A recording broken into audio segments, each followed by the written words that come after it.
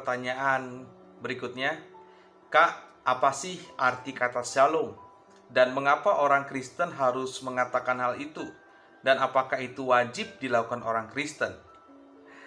Oke, bagi orang-orang Kristen, kata shalom sudah jadi sapaan yang lazim didengar. Kata ini biasanya akan diucapkan waktu ketemu dengan orang lain atau berkunjung ke suatu tempat. Shalom juga dikenal sebagai pengganti sapaan hai atau halo. Tapi tahukah kamu kata shalom ini sebenarnya bermakna begitu dalam. Sederhananya, kata shalom ini berasal dari kata Ibrani yang artinya sejahtera, tidak ada yang hilang, tidak ada perpecahan, kesehatan, dan kelengkapan. Namun dalam pengertian yang lebih mendalam, kata shalom diartikan sebagai sesuatu yang sangat penting. Kita lihat sejarahnya. Di Israel, saat seseorang menyapa kita atau mengucapkan selamat tinggal, mereka biasanya akan mengatakan shalom. Mereka menyebutkan shalom dengan harapan semoga kamu dipenuhi dengan kedamaian dan kesejahteraan yang sempurna, atau semoga kesehatan, kemakmuran, dan kedamaian pikiran menyertaimu. Kata shalom juga banyak ditemukan di dalam Alkitab, misalnya di Bilangan 6 ayat 23-26, ketika Harun menyampaikan tentang janji belas kasihan Allah kepada umat Israel. Kita juga akan menemukan kata ini dalam Yeremia 6 ayat 14, di mana Nabi Yeremia berbicara menantang orang-orang yang mengklaim shalom. Kata ini bahkan diyakini terilhami dari kota Yerusalem dan Raja Salomo pada waktu itu, yang artinya damai. Shalom diartikan sebagai sapaan akrab tetapi juga memegang makna yang mendalam oleh Yesus sebagai gambaran kerajaan Allah dan sesuatu yang selalu dirindukan oleh manusia. Nah teman-teman, pada awalnya Tuhan sendiri menciptakan dunia ini dengan penuh shalom. Namun ketika kejatuhan Adam dan Hawa dalam dosa mengubah situasi dunia sepenuhnya, manusia jatuh dalam kehancuran, kekerasan, sakit hati, dendam, dan kematian. Setelah menunggu dalam waktu yang lama, Yesus datang ke dunia dan kembali membawa shalom ke dunia dan menjadikan segala sesuatu baru bagi kemuliaannya. Kalau teman-teman baca dalam Yesaya 9 ayat 6-7, firman Tuhan, sebab seorang anak telah lahir untuk kita, seorang putra telah diberikan untuk kita, lambang pemerintahan ada di atas bahunya, dan namanya disebut orang penasihat ajaib, Allah yang perkasa, Bapa yang kekal, Raja damai. Besar kuasanya dan damai sejahtera tidak akan berkesudahan di atas tahta Daud dan di dalam kerajaannya, karena ia mendasarkan dan mengokohkan dengan keadilan dan kebenaran dari sekarang sampai selama-lamanya. Kecemburuan Tuhan semesta alam akan melakukan hal ini. Nah, dari ayat tersebut bicara soal nubuatan Nabi Yesaya soal kedatangan Mesias, yaitu Yesus itu sendiri. Dia menjadi korban atas segala dosa-dosa kita, di mana dia ditikam, diremukkan, dan dihukum demi menghadirkan shalom atas kita dan memulihkan luka-luka kita. Dalam Yohanes 14 ayat 27, Yesus berada di akhir pelayanannya dan dia mempersiapkan murid-muridnya untuk melanjutkan pelayanan Tuhan Yesus. Meskipun dia tahu hal itu tidak akan mudah, saat dia melakukan persiapan ini, dia berkata, damai sejahtera kutinggalkan bagimu, damai sejahteraku kuberikan kepadamu, dan apa yang kuberikan tidak seperti yang diberikan oleh dunia kepadamu. Jangan gelisah hatimu dan jangan gentar hatimu. Setelah penyaliban, murid-murid bahkan dihantui rasa takut dan kebingungan. Tak ada shalom yang bisa mereka rasakan. Saat itu Mereka melihat hal ini, Yesus pun menampakkan dirinya dan mengucapkan shalom atas mereka. Nah, di dalam Yohanes 20:19, ketika hari sudah malam pada hari pertama minggu itu, nah ini firman Tuhan, berkumpullah murid-murid Yesus di suatu tempat dengan pintu-pintu yang terkunci karena mereka takut kepada orang-orang Yahudi.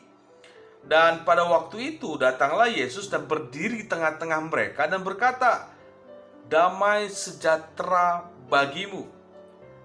Lewat kematian Yesus, shalom sempat hilang atas murid-muridnya. Akhirnya kembali. Karena itulah kata shalom menjadi begitu penting sampai saat ini di tengah kehidupan kekristenan. Kata shalom ini bermakna bahwa kedamaian, shalom dan hadirat Tuhan lebih besar dari apapun yang ditawarkan dunia. Apa sebenarnya makna shalom itu? Jika demikian, ada satu kekhawatiran yang menyelinap di hati manakala mendengar sapaan shalom dari para sahabat atau pengkhotbah.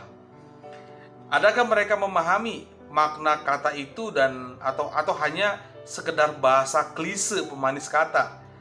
Ya kan? Jangan sampai kata yang penuh makna itu terucap dengan sia-sia karena tidak dipahami dengan semestinya. Salam damai sejahtera sering dipakai oleh penulis kitab suci sebagai kalimat pembuka sekaligus sebagai doa agar pembacanya benar-benar mengalami dan menghayati damai sejahtera. Untuk itu tidak ada salahnya meluangkan waktu untuk membaca, merenungkan demi memahami arti kata shalom atau salam itu. Nah, shalom dalam bahasa Ibrani mengandung banyak muatan sebetulnya. Di dalamnya ada kata selamat, bebas dari perang, pemikiran yang tenang, sehat, hidup bahagia, dan hidup berkelimpahan. Kalau bisa dirangkum, orang yang memiliki shalom atau damai sejahtera hidupnya pasti tenang, senang, menang, dan kenyang gitu ya. Mari kita bisa telaah bagian yang pertama, yaitu fase atau aman. Rasa aman artinya bebas dari perang. Sebuah negara dinyatakan aman kalau di dalamnya tidak ada peperangan atau gencatan senjata itu atau mengakhiri perang adalah syarat mutlak untuk hidup dalam perdamaian. Lalu apa aplikasi bagi hidup kita saat ini? Bukankah di negeri ini sudah tidak ada perang sejak menjadi negara merdeka di tahun 1945? Betul, namun realitanya membuktikan bahwa masih ada peperangan di dalam pikiran kita. Perang melawan rasa takut, rasa bersalah, khawatir, curiga, iri hati, nafsu jahat, dan lainnya. Lalu bagaimana caranya supaya kita bisa bebas dari semua peperangan dalam batin ini? Caranya adalah hentikanlah permusuhan. Buatlah gencatan senjata dengan Tuhan. Untuk itulah Sang Raja Damai turun ke dalam dunia. Misi utamanya adalah mendamaikan manusia dengan penciptanya. Musuhnya yang terjadi sudah terlalu lama dan membuat manusia kehilangan sukacita dan damai sejahtera. Dosa telah merusak hubungan antara manusia dengan Allah dan merusak diri sendiri dan sesamanya. Nah, pada saat ini ada baiknya kita melakukan introspeksi diri. Sudahkah kita hidup dalam shalom atau kata itu hanya sekedar pemanis dalam hidup ini? Percuma saja bilang shalom kalau hati ini diliputi rasa cemas, benci, galau, dan dikejar rasa bersalah. Sudah saatnya untuk datang pada Raja Damai dan bikin gencatan senjata. Lebih baik menyerah kepada Tuhan dan hidup dalam kasih karunia-Nya. Maka shalom itu akan menguasai hidup, keluarga, usaha, dan pelayanan kita.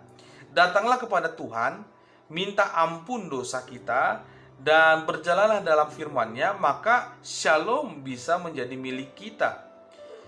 Nah, ada firman Tuhan mengatakan bahwa kemuliaan bagi Allah di tempat yang maha tinggi dan damai sejahtera di bumi di antara manusia yang berkenan kepadanya. Ini firman Tuhan yang menghadirkan kata shalom. Jadi, shalom adalah sebuah kalimat atau kata yang sangat bisa mendoakan kepada orang yang mendengarnya untuk menciptakan kedamaian dan ketenangan. Dan biarlah kata shalom ini bisa menjadi dasar kita untuk kita bukan hanya sebatas pemanis dalam ucapan, tapi kita bisa maknai kata shalom dalam kehidupan kita sehari-hari. Kiranya shalom atau damai sejahtera Tuhan ada dalam hidup kita, dan kita tetap di dalam kasih, anugerah, dan damai sejahtera Tuhan itu sendiri. Kiranya Tuhan berkati kita semua. Amin.